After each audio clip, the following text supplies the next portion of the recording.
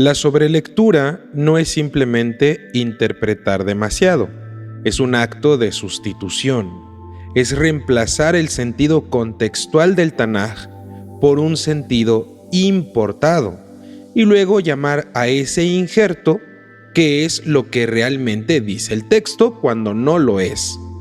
En este curso donde estamos hablando solamente de el Tanaj, donde el criterio supremo es ¿dónde dice eso exactamente y a quién se lo está diciendo?, que es la pregunta base y guía de todas estas clases, la sobrelectura se detecta como se detecta una falsificación, por sus costuras, por sus palabras y por el contexto de las palabras que mencionan las personas. El pasuk comienza a sonar como discurso moderno. Las palabras hebreas casi siempre empiezan a cargar categorías que no pertenecen a su mundo. El género se diluye, el destinatario desaparece y de pronto el Tanaj se vuelve mágicamente un libro que confirma lo que la persona que acomoda esas palabras cree y presupone. Por eso este tema no es un regaño, sino un conjunto de señales prácticas para que ustedes como alumnos puedan diagnosticar cuándo una lectura dejó de ser peshat, dejó de ser un sentido llano o contextual y se ha convertido en una moralina doctrinal de las demás religiones. Las dos señales que en este módulo vamos a estudiar colocan al frente las siguientes situaciones: sacar versículos de contexto y traducir conceptos modernos dentro del hebreo torático. Estas dos cuestiones son en realidad dos caras de la misma enfermedad, de la misma patología: la impaciencia por escuchar lo que uno quiere en lugar de escuchar lo que el texto realmente les está ordenando. Quien saca versículos de contexto quiere atajos. Quien traduce conceptos modernos dentro del hebreo torático lo que quiere es familiaridad, y ambos van a terminar cometiendo violencia contra el Tanaj. La primera señal de sobrelectura es la más común y por eso mismo la más invisible para muchas personas actualmente: sacar versículos del contexto. Aquí el problema no es citar un pasuk. Citar es completamente legítimo. El problema es citar de modo que el pasuk pierda su función original y entonces se convierta en un eslogan religioso.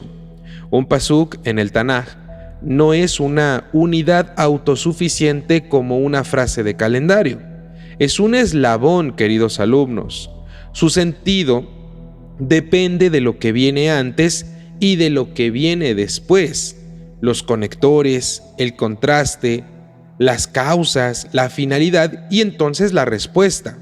Por eso la señal de sobrelectura más rápida es que si la interpretación puede sostenerse sin leer el pasaje completo, probablemente está imponiendo algo, porque el peshat nos exige continuidad. Por ejemplo, un no en el sentido literal puede estar en un discurso también de consolación: no temas, y alguien lo puede convertir en una ley moral. Un sí, una casuística: si sucede esto, entonces haz aquello o sucederá aquello, puede estar también en una amenaza profética. Por ejemplo, si no vuelven al camino de Hashem, vendrá juicio sobre ustedes. Y alguien lo puede convertir también en una casuística legal universal, y esto no debe ser así.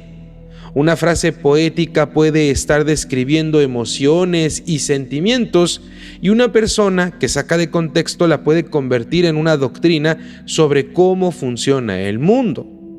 La sobrelectura ama los fragmentos porque los fragmentos del Tanaj no pueden defenderse. El fragmento es arcilla y el sistema doctrinal lo moldea a su gusto. El contexto, en cambio, es una piedra porque limita lo que se puede decir de ese fragmento. Por eso el método de este curso que les estoy enseñando debe ser casi brutal. Cada vez que alguien afirme que esto o aquello es bíblico, ustedes deben responder con una demanda contextual. Léeme primero lo que estás diciendo y ahora léeme qué dice antes y qué dice después. Muéstrame dónde empieza y dónde termina la unidad contextual que supuestamente respalda lo que dices. Si el argumento depende de que no se lea lo demás, entonces ustedes se darán cuenta que es completamente sospechoso. Es más, la sobrelectura suele comenzar con una palabra clave y luego construye un castillo. El Peshat comienza con el castillo, de hecho, el pasaje entero, y luego define el valor de cada palabra. Sacar de contexto ocurre de maneras siempre reconocibles, solo que las personas no están adiestradas en ello. No saben, no han aprendido. Una es cortar el pasuk por la mitad, primero. Tomar una frase de la primera parte sin la condición, es decir, sin el por qué y también sin el para qué. El Tanaj está lleno de porqués y para qués que anclan el sentido. Cuando alguien cita solo la orden y omite el fundamento, a menudo está ocultando el destinatario del pacto. Por ejemplo, si una obligación viene acompañada porque yo lo saqué de Mitzraim, de Egipto, ese porqué no es una decoración. Define a quién se le está hablando y específicamente ahí a Israel. Cortar eso es borrar el sujeto y esto sucede en muchas religiones actuales, desafortunadamente. Es muy lamentable. Otra forma es arrancar un pasuk de una cadena de ironía profética. Por ejemplo, los profetas a veces imitan la voz de los pecadores para ridiculizarla. Si alguien toma esa línea como si fuera el mandato divino, estará cometiendo una inversión grotesca. Otra forma es citar proverbios de Mishlei como si fueran promesas absolutas. Si haces esto, siempre pasará aquello. Y luego construyen doctrinas de si no pasó, si no se me premió, si no se me bendijo, entonces es mi culpa. ¿Por qué? Porque a lo mejor fallé. Y esto está mal, queridos alumnos. Eso es sobrelectura, porque la sabiduría habla en tendencias, no en contratos mecánicos. Otra forma es tomar narraciones como normativas, como por ejemplo, como el personaje hizo tal situación, como este pueblo actuó así y no fue castigado inmediatamente, entonces yo puedo hacer eso mismo y no se me va a castigar. El Tanaj no funciona así. La ausencia de comentario explícito en narrativas no equivale a aprobación. La sobrelectura necesita que la narrativa sea un manual moral directo. El Tanaj narrativo suele ser todavía más complejo. Enseña por consecuencias también a largo plazo, recuerden, por patrones, por contraste de personajes y por tensiones internas. Por lo tanto, sacar un acto narrativo de su contexto original y convertirlo en una norma universal es violentar el Tanaj. Es una señal de lectura doctrinal que nada tiene que ver con el Peshat. La segunda señal de sobrelectura es todavía más sofisticada y por eso es más peligrosa. Lo que hacen es traducir conceptos modernos dentro del hebreo torático. Esto ocurre cuando los maestros, los líderes religiosos o inclusive ustedes como alumnos toman una palabra hebrea y la convierten en un contenedor de ideas modernas que tratan de encajar dentro de cuestiones psicológicas, políticas o religiosas que el Tanaj no está discutiendo en esos términos. No se trata de negar que el Tanaj pueda iluminar nuestra vida moderna.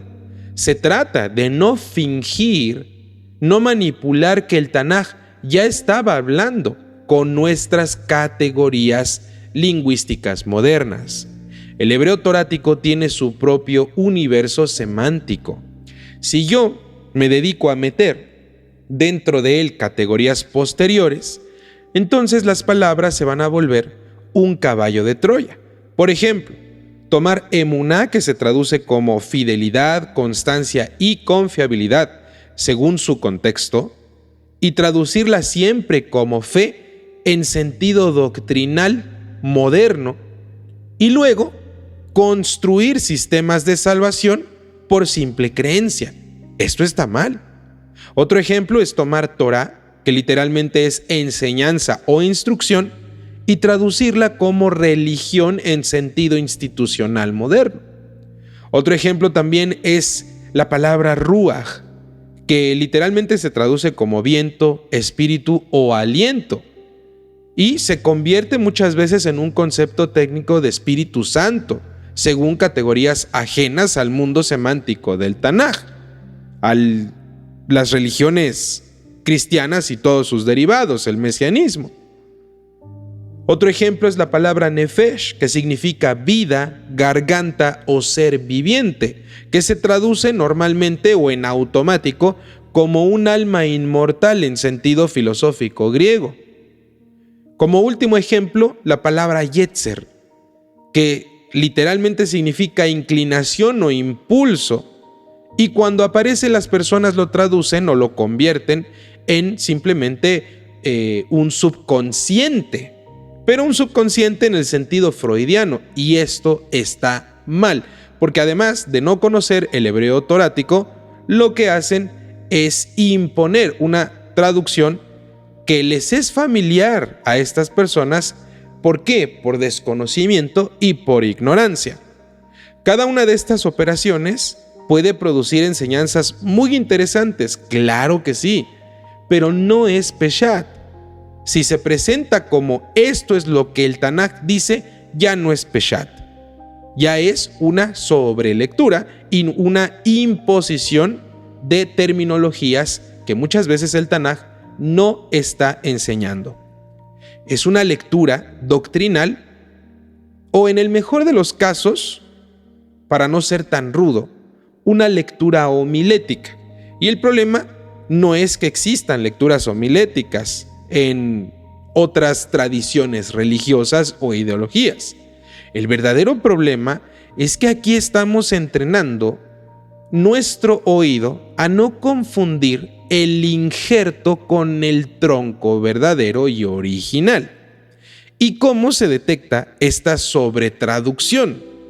Primero, por la sensación de anacronismo.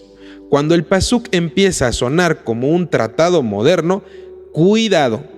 Si la explicación requiere conceptos como individualismo, derechos humanos, trauma, neurociencia, capitalismo, progreso, salvación por gracia, pecado original, categorías que no pertenecen al mundo del Tanaj, y se afirma que el pasuk significa eso, casi seguro se ha sobreleído. Y con esto no estoy diciendo que no existan enseñanzas morales, éticas y psicológicas, filosóficas, que pueda enseñarnos el pasuk que estamos leyendo. No estoy descartando la enseñanza. Lo que estoy descartando es que las personas digan que ahí el Tanaj, ese pasuk, ese versículo, se traduce como tal o cual situación cuando no es así. Si no saben traducir, es mejor que digan una enseñanza filosófica o psicológica o ética o moral que podemos entender de este pasuk es la siguiente, en lugar de aferrarse a que ese pasuk significa tal o cual situación. El peshat puede dialogar con conceptos modernos, como les comento, después de entender obviamente el texto, pero no los mete dentro del contexto como una definición primaria. En segundo lugar, podemos darnos cuenta de toda esta situación por la rigidez semántica. Cuando una palabra hebrea se traduce siempre igual en todos los contextos como si no tuviera polisemia, nos podemos dar cuenta de que ahí hay una situación de manipulación. El hebreo torático es contextual en todo momento. La misma raíz puede tener matices distintos según el género, la época y la sintaxis. La sobrelectura doctrinal necesita que una palabra sea un término técnico fijo para poder construir un sistema encima de él. Pero el Peshat, en cambio, nos permite que la palabra respire con el contexto cada ocasión que lo leemos. En tercer lugar, por la situación de sustituir la escena. Cuando un pasuk, que claramente está en un marco de santuario o de la tierra prometida o de la guerra antigua o de la monarquía, se explica como si estuviera describiendo un fenómeno interior psicológico moderno sin reconocer el marco histórico particular, nos podemos también dar cuenta que ahí hay manipulación. Y eso no es aplicar, sino redefinir el contexto que la persona quiere a su manera. En cuarto lugar, por el borrado del destinatario. Y esto es lo más claro. Cuando un pasuk está dirigido a Israel en un ustedes dentro de un marco y las religiones lo explican como si estuviera dirigido a cada individuo del mundo, está mal. ¿Por qué? Porque así lo exige su sistema moderno doctrinal. Porque si no lo exigiera así y no lo aplicaran así, entonces su teatro se les caería.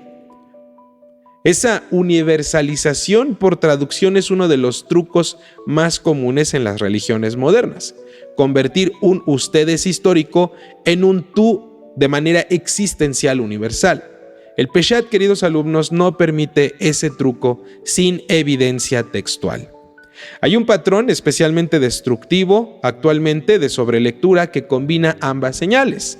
Se arranca un pasuk, se traduce una palabra con un concepto moderno y luego se construye una obligación universal para los no judíos. Por ejemplo, se toma una denuncia profética sobre injusticia social en Israel y se traduce justicia como una ideología política moderna específica, y luego se afirma que la Biblia manda tal programa de vida. O se toma un pasuk de un ritual israelita y se traduce como principio espiritual universal y se impone como obligación moral para todos cuando no es así. El caso más frecuente es el guardar el Shabbat y las festividades judías. Vemos muchísimas personas que nada tienen que ver con el judaísmo, que no son judías, y andan guardando las festividades a su muy particular manera de entender, completamente errónea y equivocada, lo siento, así es. No tienen ninguna idea de lo que es la liturgia. Suelen comprar sidurim en judaicas y creen que solamente ponerse a leerlos es la forma correcta de guardar las festividades cuando pues no es así. No es así, es completamente equivocado. Personas con problemas psicológicos muy profundos de identidad. Ya más adelante me adentraré en esa cuestión, pero como les comento, tomar estos principios espirituales para una nación en específico y universalizarlos está mal, queridos alumnos. En este método que les estoy compartiendo, les estoy enseñando a cortar este patrón con una disciplina triple.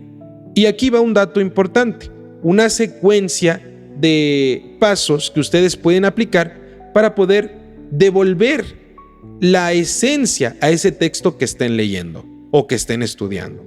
En primer lugar, devolver el contexto, leer dónde comienza la instrucción, leer la instrucción y leer después. Solamente así vamos a entender el contexto en el que se está hablando. Paso número 2, devolver el género. ¿Qué género literario es? ¿Es ley? ¿Es poesía? ¿Es narrativa? ¿Es profecía o sabiduría? Número 3, devolver el universo semántico hebreo a su época.